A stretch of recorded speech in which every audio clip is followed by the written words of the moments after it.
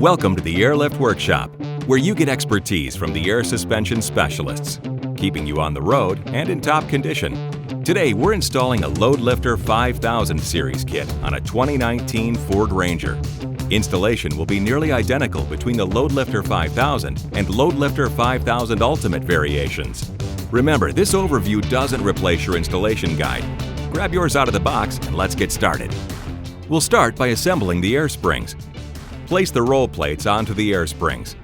Install the straight air fittings onto the air springs and tighten the fittings to finger tight plus 1.5 turns.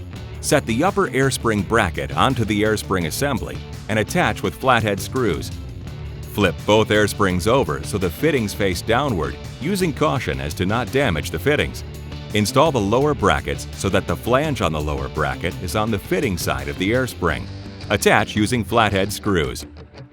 Now it's time to install the finished assemblies.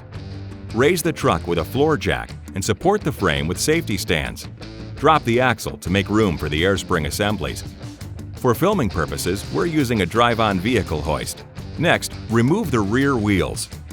Remove the jounce bumper assembly using a metric socket and extension. You can access the bolt through the hole in the middle of the jounce bumper. Discard the stock jounce bumper assembly. Move the vent tube line holder that is around the emergency brake cable inward so that it aligns with the vent tube that is bolted into the axle. Attach a zip tie around the emergency brake cable to prevent the holder from moving toward the tire. Next, we'll install the upper brackets. Insert a button head cap screw through the flat washer, then through the upper frame brackets and another flat washer. Install the assembly using the existing jounce bumper hole. Align the brackets so the flanges are against the frame. Then torque the mounting hardware.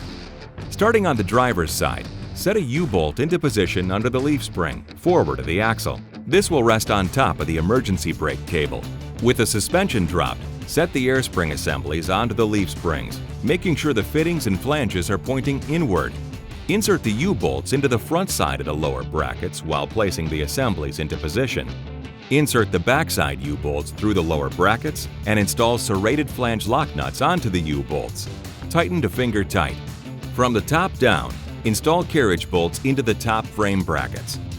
While raising the axle up or lowering the frame, align the upper air spring brackets so the carriage bolts go through the slots in the upper air spring brackets.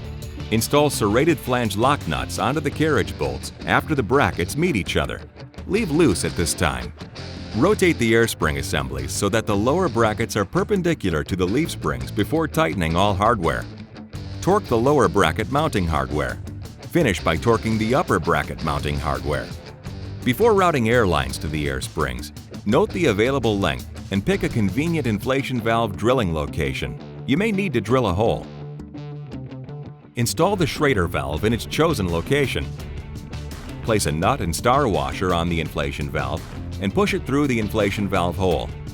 Use a rubber washer, flat washer, and nut to secure it in place.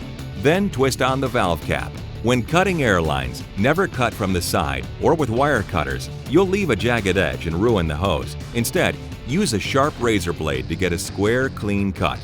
Where the inner fender is attached to the frame, there are 2 plastic mounting pins. Remove the rear pin by unscrewing it.